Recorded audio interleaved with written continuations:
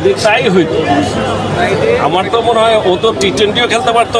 পাথিরানাকে হারালো চেন্নাই, আবারও মোস্তাফিজ যোগ দিবেন দলে। মোস্তাফিজের খেলা নিয়ে হঠাৎ বার্তা দিয়ে একই বললেন পাপন। দর্শক, পাথিরানা ও মোস্তাফিজুর রহমানের জুটি ডেথ ওভারে চেন্নাই সুপার কিংসের ভরসার জায়গা হয়ে উঠেছিল।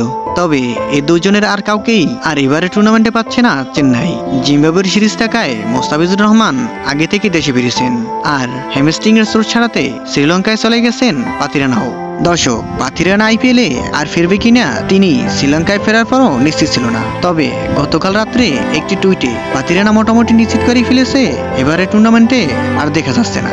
দর্শক, আইপিএল শুরু থেকেই চোটের সঙ্গে লড়েন পাথিরানা। খেলতে পারেনি প্রথম ম্যাচও, এরপর বেছে বেছে খেলেন কয়েকটি ম্যাচ। মূলত আইপিএল এর আগে বাংলাদেশ সিরিজে টি-20 খেলার সময় চোট পড়েছিল পাথিরানার। সিরিজের দ্বিতীয় ম্যাচে বাম পায়ে হ্যামস্ট্রিং এর চোটে পড়েছিল এই পেসার। সেই ম্যাচে নিজের স্পেলের চতুর্থবারও শেষ করতে পারেনি। এবার ছিটকে যান তৃতীয় ম্যাচ থেকে। দর্শক, তখন শোনা গিয়েছিল তার সেরে উঠতে প্রায় 4 থেকে 5 সপ্তাহ লেগে যাবে। তবে ততটা সময় নেননি তিনি। 26শে মার্চ আইপিএল এর দ্বিতীয় ম্যাচে মাঠে নামেন পাথিরানা।